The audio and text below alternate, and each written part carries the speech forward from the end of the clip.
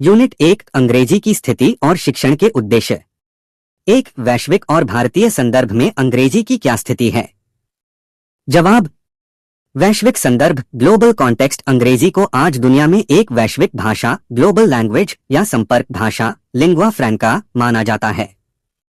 यह व्यापार, टेक्नोलॉजी, शिक्षा, विज्ञान और कूटनीति की मुख्य भाषा है। लगभग हर देश में इसका महत्व बहुत ज्यादा है। भारतीय संदर्भ इंडियन कॉन्टेक्स्ट भारत में अंग्रेजी की स्थिति 3 तरह से है। यह द्वितीय भाषा सेकंड लैंग्वेज है। यह एक सहराज भाषा एसोसिएट ऑफिशियल लैंग्वेज भी है।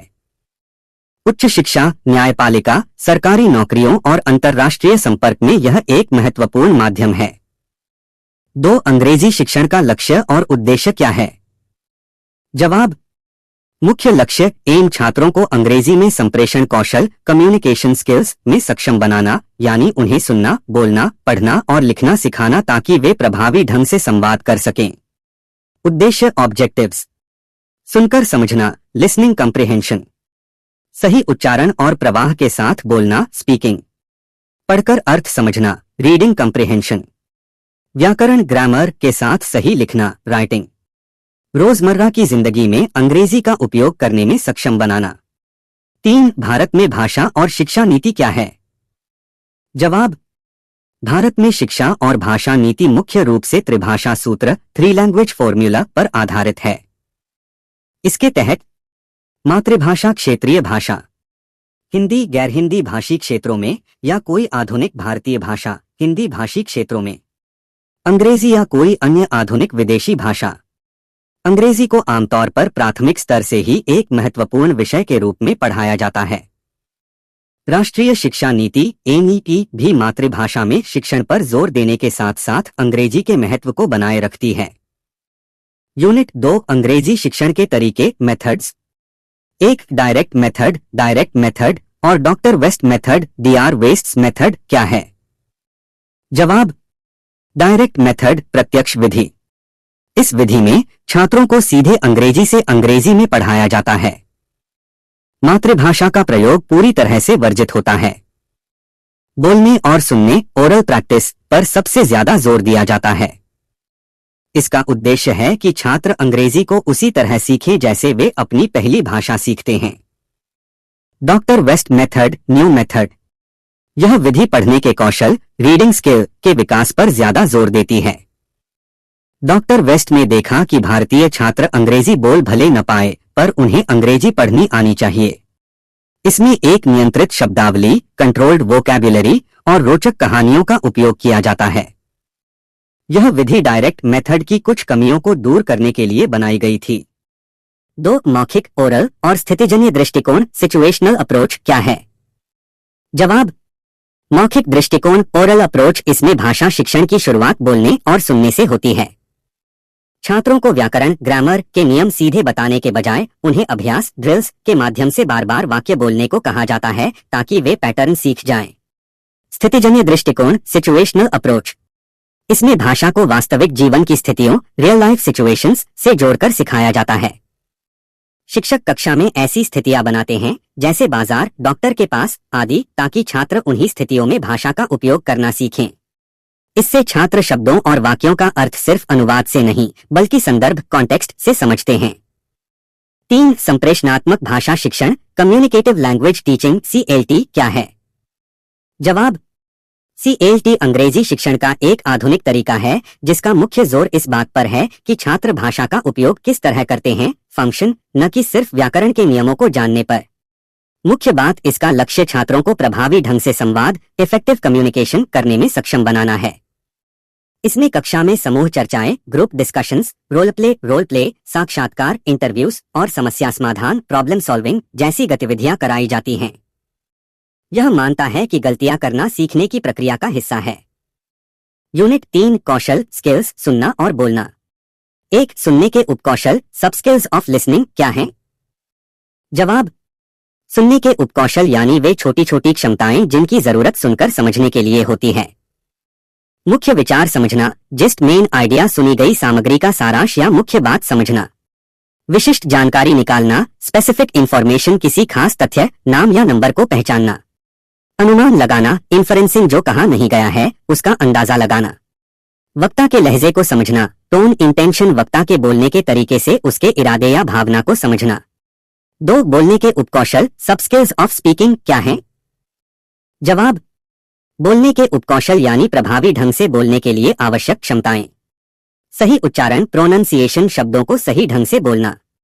प्रवाह, फ्लुएंसी, बिना रुके और स्वाभाविक गति से बोलना। व्याकरणिक सटीकता, ग्रामेटिकल एक्यूरेसी, सही वाक्य संरचना और व्याकरण का उपयोग करना। शब्दावली, वोकैब्युलरी, सही शब्दों का चयन करना। सामाजिक नियम, सोशल नॉर्म्स, संदर्भ के अनुसार विनम्रता या औपचारिकता का प्रयोग करना। 3 बोलने के कौशल, स्पीकिंग स्किल्स को विकसित करने के लिए क्या गतिविधियां की जा सकती हैं? जवाब: रोल प्ले, छात्रों को अलग अलग किरदार देकर वास्तविक जीवन की स्थितियों में बातचीत करवाना। समूह चर्चा, ग्रुप डिस्कशन, किसी विषय पर छोटे समूहों में छात्रों को अपनी राय व्यक्त करने देना। प्रेजेंटेशन, भाषण, प्रेजेंटेशन स्पीच, छात्रों को तैयार होकर किसी विषय पर बोलने के लिए कहना। डिबेट, वाद विवाद, डिबेट, किसी एक विषय के पक्ष और विपक्ष में तर्क देने का अभ्यास कराना। चित्र वर्णन, पिक्चर डिस्क्रिप्शन, किसी चित्र को देखकर उसके बारे में बोलने के लिए कहना। यूनिट 4 कौशल, स्किल्स, पढ़ना और लिखना। 1 पढ़ने के उपकौशल, सब स्किल्स ऑफ रीडिंग क्या हैं? जवाब: पढ़ने के उपकौशल यानी अच्छी तरह से पढ़ने और समझने की क्षमताएं। सरसरी निगाह से पढ़ना, स्किमिंग, किसी पाठ का मुख्य विचार जानने के लिए तेजी से पढ़ना। बारीकी से पढ़ना, स्कैनिंग, किसी विशिष्ट जानकारी जैसे तारीख, नाम को खोजने के लिए पढ़ना। गहन पठन, इंटेंसिव रीडिंग, पाठ के हर शब्द और वाक्य को ध्यान से समझना। शब्दों का अर्थ संदर्भ से समझना, कॉन्टेक्सचुअल मीनिंग, पाठ में दिए गए बाकी शब्दों के आधार पर किसी नए शब्द का अर्थ समझना। 2 पढ़ने के कौशल और लिखने के कौशल को विकसित करने के लिए क्या गतिविधियां की जा सकती हैं? जवाब: पढ़ने के कौशल की गतिविधियां: जोर से पढ़ना, रीडिंग अलाउड, सही उच्चारण और विराम चिन्हों के साथ पढ़ने का अभ्यास। प्रश्नों के जवाब देना, आंसरिंग क्वेश्चंस, पाठ को पढ़ने के बाद उससे संबंधित प्रश्नों के उत्तर देना। कहानी पूरी करना, कंप्लीटिंग द स्टोरी, कहानी के एक हिस्से को पढ़ने के बाद आगे क्या होगा यह बताना। अनुमान लगाना, प्रेडिक्शन, शीर्षक या शुरुआती पैराग्राफ पढ़कर अनुमान लगाना कि पाठ किस बारे में होगा। लिखने के कौशल की गतिविधियां: शब्दावली अभ्यास, वोकैब्युलरी ड्रिल्स, नए शब्दों का उपयोग करके वाक्य बनाना। सारांश लिखना, समराइजिंग, किसी पाठ या कहानी को अपने शब्दों में छोटा करके लिखना। पत्र, ईमेल लिखना, लेटर, ईमेल राइटिंग, अलग अलग औपचारिक और अनौपचारिक स्थितियों के लिए लिखना। रचनात्मक लेखन, क्रिएटिव राइटिंग, कविता, कहानी या निबंध लिखना। चित्र देखकर लिखना, पिक्चर कॉम्पोजिशन, किसी चित्र का वर्णन करना। यूनिट 5 गद्य, पद्य और ऑनलाइन संसाधन। 1 आप गद्य, प्रोज और पद्य, पोएट्री कैसे पढ़ा सकते हैं? जवाब: गद्य, प्रोज, कहानी, निबंध आदि कैसे पढ़ाएं? पढ़ने से पहले प्री रीडिंग, पाठ के विषय से संबंधित बातचीत शुरू करना ताकि छात्रों की रुचि जगे। पढ़ने के दौरान वाइल रीडिंग, शिक्षक द्वारा जोर से पढ़ना। मॉडल रीडिंग, छात्रों द्वारा पढ़ना और नए शब्दों या मुहावरों को समझाना। पढ़ने के बाद पोस्ट रीडिंग, पाठ पर आधारित प्रश्नोत्तर, चर्चा और सारांश लिखने जैसी गतिविधियां कराना। पद्य, पोएट्री, कविता कैसे पढ़ाएं? सस्वर वाचन, रेसिटेशन, कविता को सही लय, ताल और भावना के साथ पढ़ना। भावार्थ समझाना, एक्सप्लेनेशन, कविता के केंद्रीय विचार, सेंट्रल आइडिया और हर पंक्ति के अर्थ को सरल शब्दों में समझाना। साहित्यिक तत्वों पर चर्चा, अलंकार, छंद और कविता में उपयोग किए गए प्रतीकों, सिंबल्स पर बात करना। कल्पना को बढ़ावा देना, छात्रों को कविता की कल्पना करने के लिए प्रोत्साहित करना।